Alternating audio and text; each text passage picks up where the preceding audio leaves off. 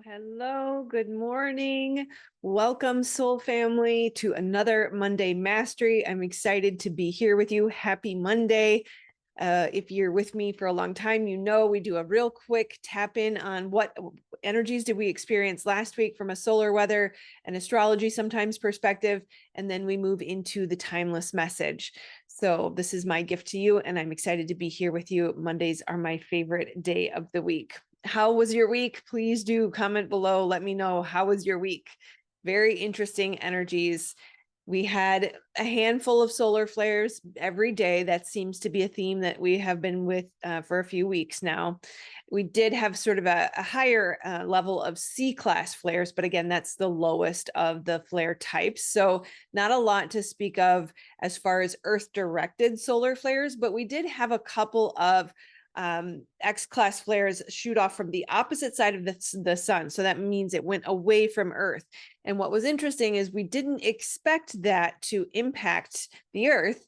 And yet we had a couple of measurements that were above and beyond what we anticipated. So Earth did experience a coronal mass ejection from the X-class solar flares that were shot off from the opposite side of the sun, which is highly unusual. We also had a long duration M-class solar flare. Anybody out there notice the energy was kind of crazy on Saturday? My kids were highly emotional. I even have to back up and say Friday night, they felt very animated and energized, and we allowed them to stay up a little bit later and watch some football. And then Saturday, they were just an emotional hot mess. And I even felt the fatigue as well, not from staying up, but rather from the energy. So that was fun, if you will. We had some minor Schumann resonance activation most of the week, with the exception of Wednesday and even into Thursday. We had a little bit there as well. So very interesting energy, especially on Saturday. And then yesterday was pretty mild. We had one M-class solar flare and one C-class solar flare. So not much to speak of in the way of there. Last Monday was the new moon. So we had a relatively calm and quiet week, which is kind of nice. When we experienced the darkness of the moon, we also experienced sort of a lull in energy. So after that, 3 days before, 3 days after of activation that can come with the moon, it's typical with the new moon to be a little bit lower energy. And yet the week was activating enough in other ways that it didn't feel too slow. Sometimes I can feel a lot of fatigue from a new moon, but that wasn't the case this week. It actually was a bit activating, but not from necessarily a nervous system perspective, but rather just clarity and insight and new directions and recommitments.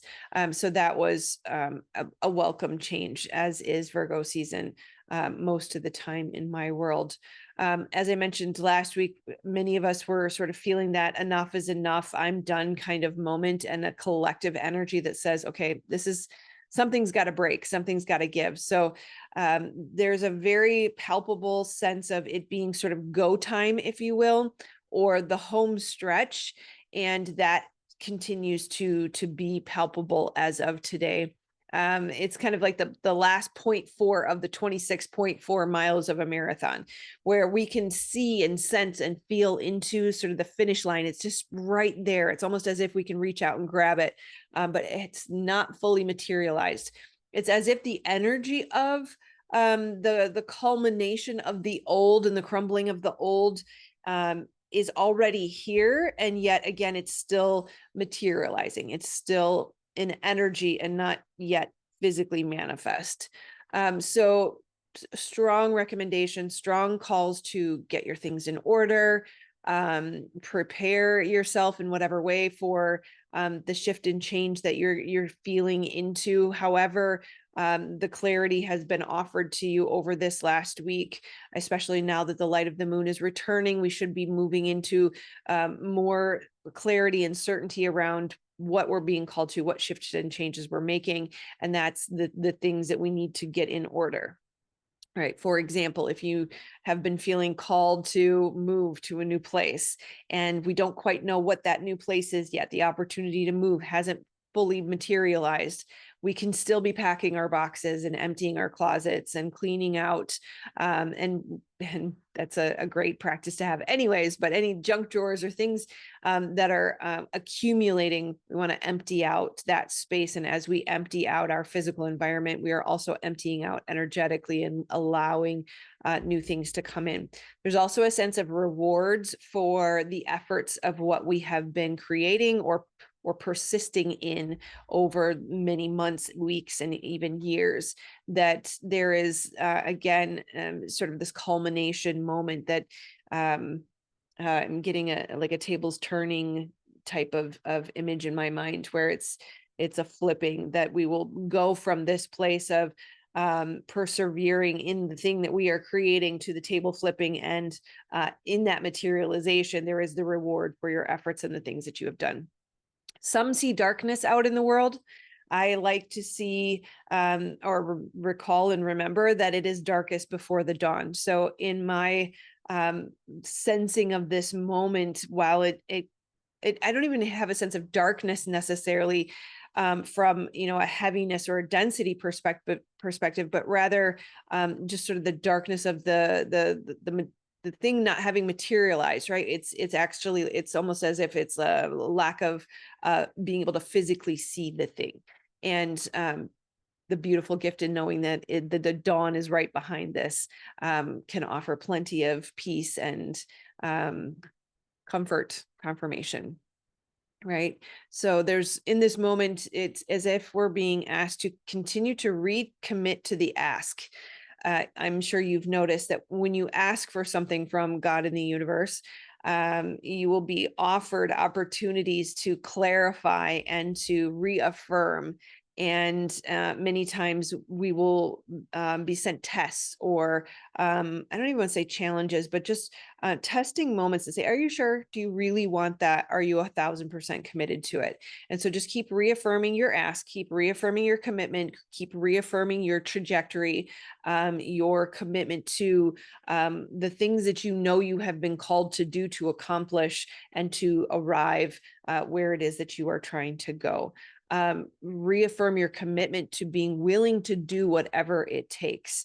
It's not always rainbows and butterflies and unicorns and sunshine. Sometimes you're going to have to go through the valley to get to the mountaintop. And so our commitment to cleansing the body, to our practices, to meditation, to grounding, to detoxifying, to fasting, to listening to the guidance that you're being called to follow, whatever that might be. So keep reaffirming your commitment to that. And it's remember that it's not always a process of asking the divine to show you what to do, but rather a co-creative process means sometimes we've been given the guidance already and we're looking for more guidance. We didn't like what we heard, or we want something more shiny, and we're choosing to ignore the guidance that we already have, that we have not yet taken action on. So trust yourself and remember that you may have already been given that guidance. And so if you're continuing to ask for guidance and you're not getting a response, that I have found in my world means it's time for me to move, that I've already received guidance that I'm not taking action on. Or maybe I've been asked to do something and I have not remained committed to that thing. And so until I move through that milestone, I will continue to stay in this space, tasked with that lesson or tasked with that milestone, that learning, however you want to say it. Right. So know that we are always in a process of unfolding. We are always in a certain stage that you can kind of get a sense of when you start to understand the stages of awakening, or the stages of moving towards unity, or the stages of following the purpose path that you have been gifted, the stages of the unfolding of the heart. You can figure out, where am I at, right? Am I in early awakening stages? Am I in a dark night of the soul? And I have lots of resources on that. Get to know where you are at. For example, right, the 5 stages of the heart unfolding. There's the dark stage, and the propelled stage, and the steady stage, and the devoted stage, and the clean stage. Do you know what those are? Do you know where you're at in them? Right? If you look at the stages of awakening, do you know what those are and where you're at in them? Remember that we're we should always be growing. We should always be moving. Energy is never stagnant. You may have heard the term grow or die. It seems a little extreme, but it is very much true that we gain momentum towards how do you say this? We are always moving in one direction, whether it's towards growth or degradation. Maybe that's a better way of saying it. So which direction are you moving towards? Are you moving? Remember that stagnation can bring you to a place of sloth, which is not recommended. It's not something that is encouraged or found to be beneficial in our journey. Now, of course, that has to be said with care, that if you are in a healing phase, certainly a time of rest is needed, but healing should not be years upon years upon years. Isolation and stagnation have been hiding under the guise of healing for a while. And so we really want to get clear on, am I stagnant? Am I stuck? And if so, what stage am I stuck in, and therefore what is needed? So that could be a really nuanced conversation that I can't go into today, but I will do a video on the stages of the heart. So you can keep an eye out for that. I also have done a video on the stages of awakening. So I will link that below as well for you. Okay, so discern where you're at and then know what needs to happen from that stage. If you are stuck and in healing for years and years and years, then you likely need something like trauma spotting to help you get into the body and understand the messages of the body and close those stress responses, because the body keeps the score and those blocks live in your body. So get that out of you, right? Understand where you're at and understand what is needed. I guess briefly I could run through, right? So the early stages of awakening usually come with a dark night of the soul or some sort of existential crisis. That is usually the stage where you see a lot of rest. Some isolation might be needed for a time, especially for those of us who have a lot of trauma. We have to separate from the world to be able to find ourselves.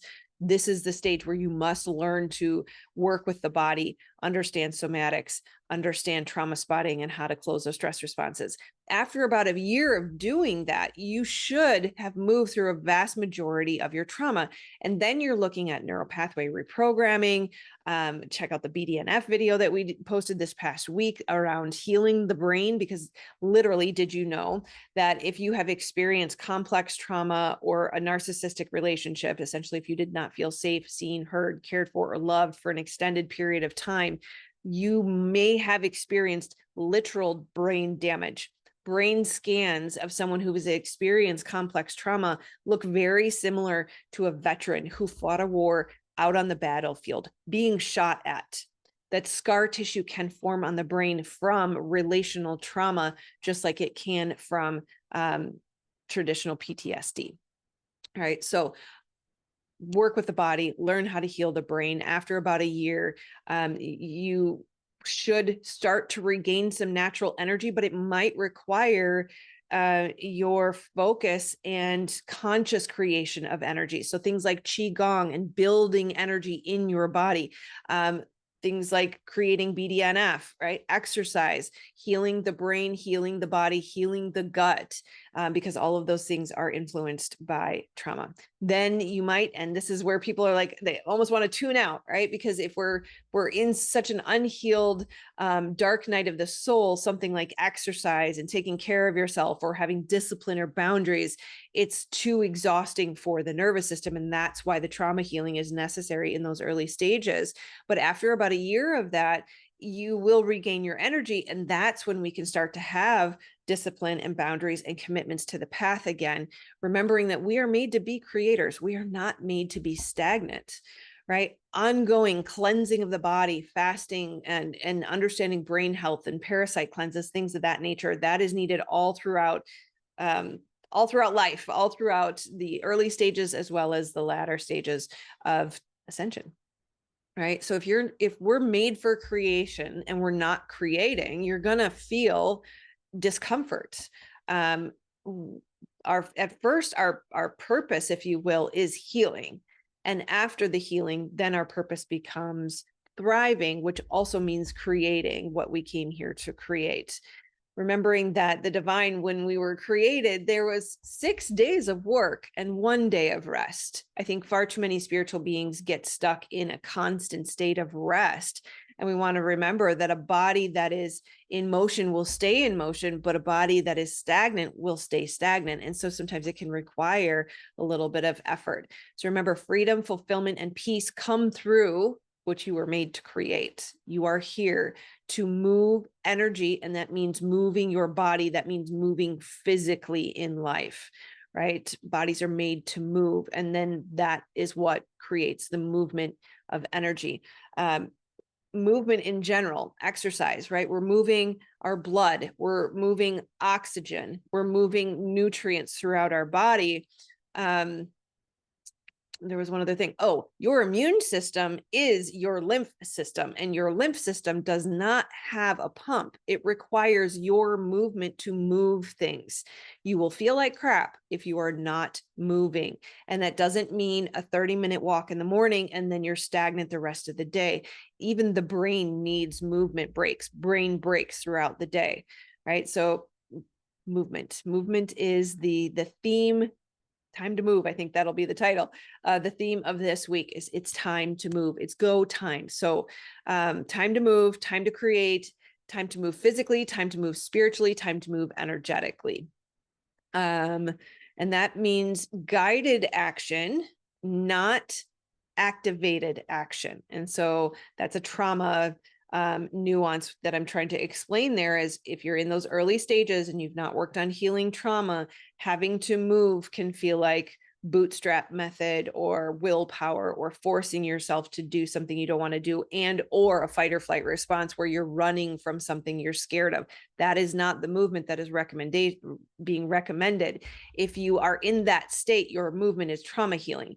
After the trauma healing, then you find you move from a place of divinely guided, inspired action, right? So let's remember, movement equals growth. Movement means moving towards the goal, towards ascension, towards unity, towards wholeness, towards health, towards healing, towards freedom, which is for me the ultimate goal. And isn't that what we all want? True freedom of every kind. Okay. Oh, there was one more and it fell down. Hold on a second. Let me grab it. Oh, in that same vein, ask and you shall receive is a very common phrase that people throw around. This is true, but what is left out is following ask and you shall receive. It is also said seek and you will find, knock and the door will be opened. So it is not just I ask and then I go sit on the couch. I must seek. I must knock. The movement is the knocking. This is why manifestation doesn't work for a lot of people. You can't just purely think it into being. Yes, thoughts are the initial stage. And yes, words do create, but it also requires your movement, right?